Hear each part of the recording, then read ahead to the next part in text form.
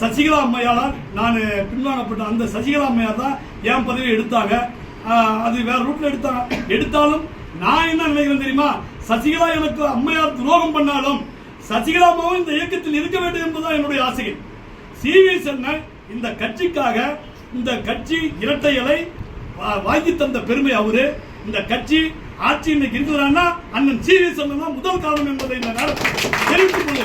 இன்னைக்கு அவர் என்ன கேட்டார், நீங்க தீய சக்தி கூட நம்ம ஆளுங்க போகக்கூடாது, திமுக கூட எந்த தீய சக்தி திமுக கூட புரட்சித் தலைவர் எம்ஜிஆர் அவர்கள் பிரிந்து வந்தார்களோ அதன் பிறகு ஆரம்பித்த இயக்கம் அதிமுக.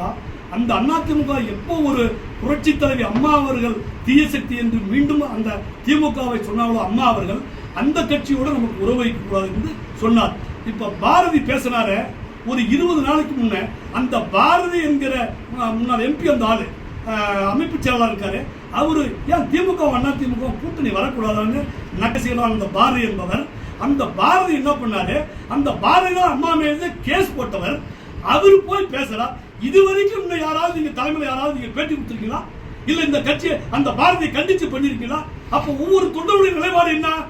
தொண்டன் இந்த கட்சியில வேலுமணி அண்ணன், மரியாதைக்குரிய சி.வி. சண்முகம் இவங்க எல்லாம் சேர்ந்து என்ன பண்ணாங்க, நம்ம இந்த மாதிரி போறதால நம்ம டிவிக்கே கூட உடன்படிக்கை கூட்டணி ஆட்சி அமைத்துக் கொண்டு நம்ம மக்களை காப்பாற்றணும், கீழே உள்ள தொண்டர்களை காப்பாற்ற வேண்டும் என்பதற்காக ஒரு உயர்வான எண்ணத்தில் தான் அவர்கள் தொடர்பு வைக்க வேண்டும் என்று சொன்னார்களே ஒழிய டிவிக்கே சேர வேண்டும் என்று ஒருபோதும் அவர்கள் சொல்லவில்லை என்பதை இந்த நேரத்தில் நான் சொல்லிக்கொள்ள கடமைப்பட்டிருக்கிறேன்.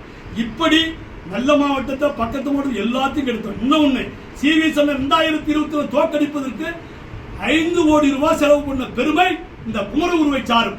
அது கொடுத்த ஆதாரம் அவர் உடன் இருந்த தம்பி என்கிட்ட ரெக்கார்டு வச்சிருக்கான். இவன் சொல்லுவான் கிருஷ்ணகிட்ட நான் பேசுற ரெக்கார்டுன்னு, நீ பணம் கொடுத்த ரெக்கார்டு உட்பட நான் வச்சிருக்கேன்.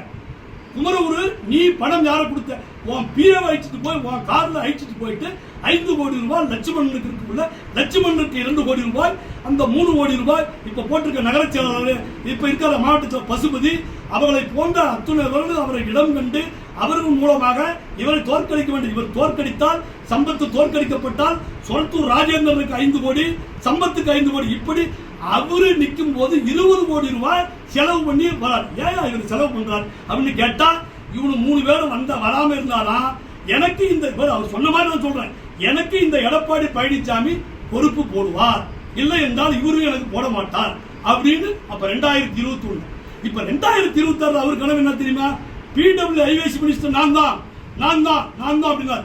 இதனாலதான் அவர் தொகுதியிலேயே ஒரு ஓட்டு வாங்க முடியுது. ஏன்னா ஒரு தாழ்த்தப்பட்ட சமூகத்தை சார்ந்த பாக்கியராஜ் அதிக ஓட்டு வாங்குறார். அப்ப நம்ம கூட பாட்டாளி மக்கள் கட்சியோ பிஜேபியோ கூட்டணி இல்லை. ஒரு வலுவான இயக்கம் பாமக. அந்த பாமக கூட்டணியில இல்லாம இருந்தே பாக்கியராஜ் உளுந்தூர்பேட்டையில அதிக ஓட்டு வாங்கி ஜெயிக்கிறார்.